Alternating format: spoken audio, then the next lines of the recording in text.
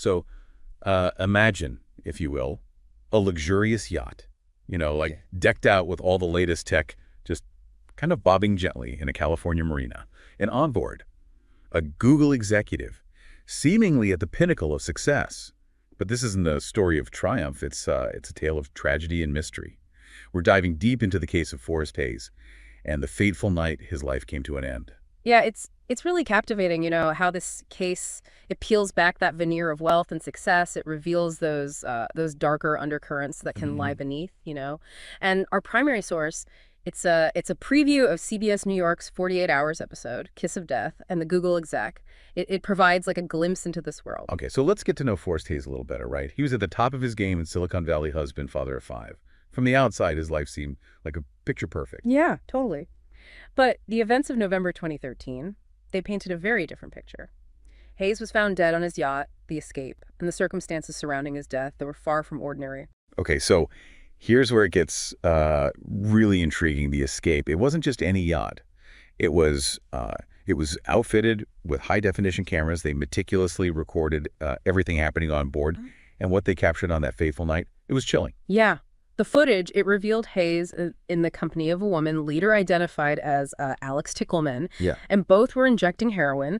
And, the presence of these cameras, it wasn't just like a lavish quirk. It ended up playing a pivotal role, in piecing together the events leading to Hayes's death. Wow. It's unsettling to think that such a private moment was like captured on camera. But what happened next? It was even more disturbing. After Hayes collapsed, Tickleman didn't immediately call for help. Yeah. The footage shows her casually gathering her belongings, stepping over Hayes's body, even finishing a glass of wine before leaving the yacht. It's this apparent lack of urgency that initially raised red flags for investigators. I mean, her actions, or rather inaction, it seems almost unbelievable. Now, hard to imagine not immediately seeking help in such a dire situation. Yeah. Who was this woman, and what was her relationship with Forrest Hayes? Well, the investigation uncovered that Alex Tickleman was a 26-year-old model whom Hayes had met through the website Seeking Arrangement. And this platform, it connects wealthy men with women for companionship, often with financial arrangements, It adds another layer of complexity to the story. So their relationship, it wasn't a chance encounter. There was a pre-existing arrangement, potentially blurring the lines between, a casual date and something more transactional. This revelation undoubtedly added fuel to the media frenzy surrounding the case. Yeah. 8 months after Hayes' death, Tickleman was arrested, charged with a slew of offenses, including manslaughter, drug possession, prostitution. And given the severity of the charges and the potential evidence against her, it seemed like she could be facing a lengthy prison sentence. The case was making headlines. The public was eagerly awaiting the trial.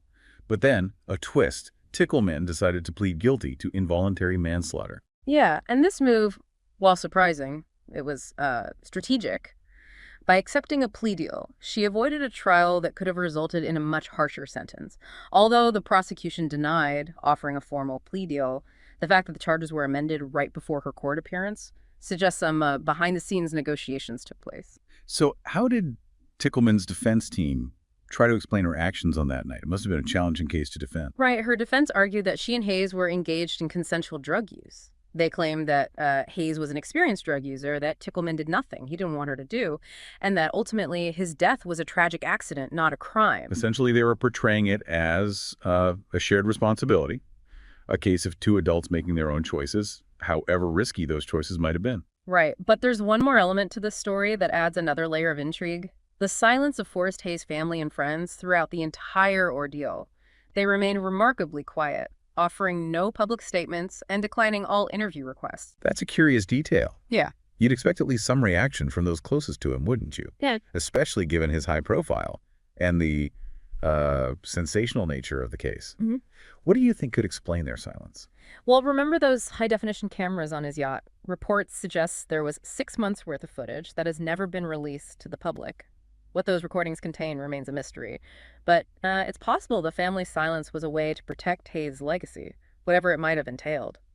Yeah, it's really, it's fascinating how, technology, it played such a crucial role in this whole case, Hayes Yacht, with its sophisticated surveillance system. It wasn't just a setting for, a tragedy. It was a silent witness that captured the events leading up to it. It's almost like we're getting a peek behind the curtain, a glimpse into the rarefied world of wealth and privilege, and the sometimes reckless behavior that accompanies it. Do you think this case is like a reflection of a larger cultural phenomenon, the sort of dark side to the pursuit of success and pleasure?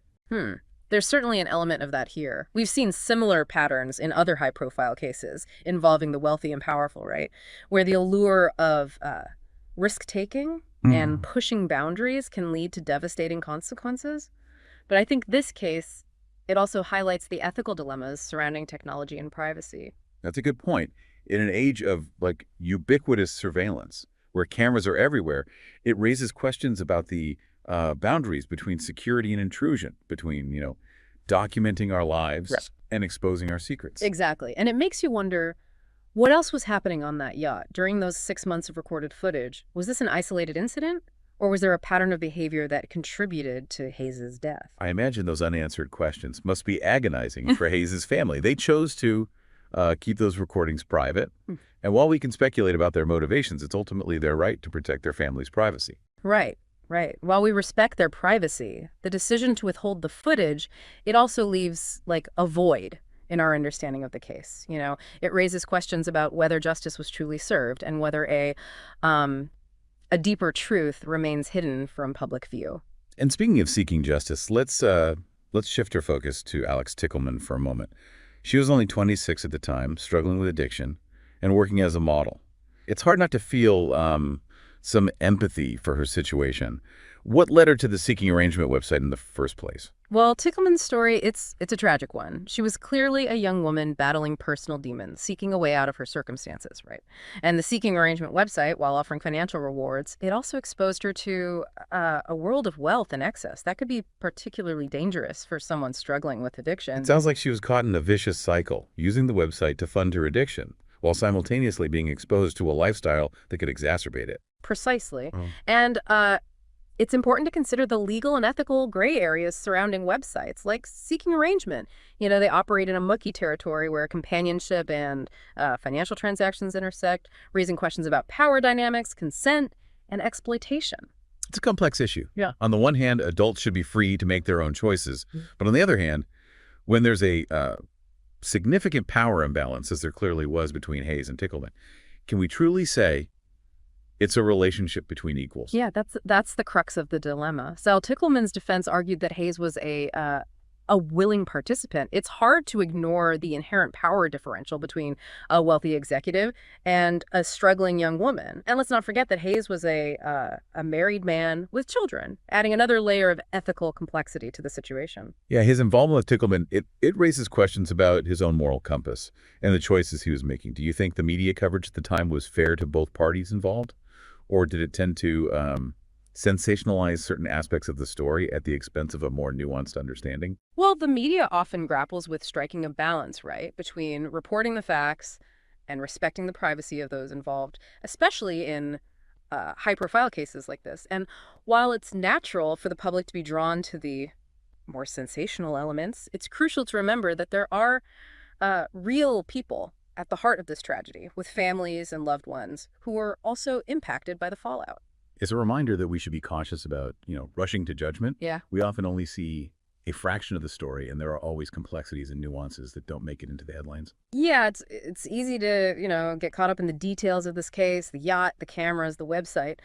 But at its core, this is a story about human fragility, about the choices we make and the consequences that ripple outward, impacting not just ourselves, but those around us. Absolutely. And while we can, analyze the events, speculate about motivations, the truth is we'll never fully know what happened on that yacht or what was going through the minds of Forrest Hayes and Alex Tickleman.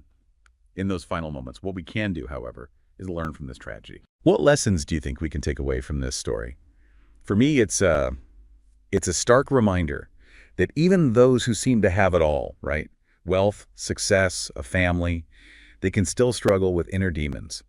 Addiction in particular, it doesn't discriminate. I agree. This case highlights the importance of seeking help when we need it and of offering support to those who are struggling. It's also a reminder that appearances can be deceiving and that we should be careful about judging others based on, superficial impressions. We often only see a snapshot of someone's life, a carefully curated image they present to the world. But beneath the surface, there can be hidden pain, unspoken struggles, a desperate need for connection. Right, and that's where compassion comes in. Instead of rushing to judgment, we can choose to approach others with empathy, right? Recognizing that everyone has a story, and that even those who make mistakes deserve a chance at redemption. Yeah. This case is a tragic illustration of the interconnectedness of our lives. Forrest Hayes' choices, they had a profound impact on his family, on Alex Tickleman, and on everyone who knew them. It's a sobering reminder that our actions have far-reaching consequences. Yeah, it also underscores the importance of personal responsibility. While Tickleman's defense argued that she was victim of circumstance, it's crucial to acknowledge that we all have a degree of agency in our lives, Yeah, and that we're ultimately accountable for our choices. right. And this isn't to say that we should blame or shame those who struggle, but rather that we should encourage them to seek help and to make healthier choices. It's a delicate balance between compassion and accountability. You know, this deep dive, it's taken us into the heart of a complex case, exploring themes of wealth, addiction, technology, and the human condition. It's a story that leaves us with more questions than answers, but that's often the nature of justice. Yeah. Sometimes the most important thing isn't finding all the answers, but rather engaging in thoughtful discussion, challenging our assumptions, and seeking a deeper understanding of the world around us. And maybe, just maybe, these conversations can lead to greater awareness, compassion, and ultimately a more just world. Thank you for listening to Justice for the Souls podcast.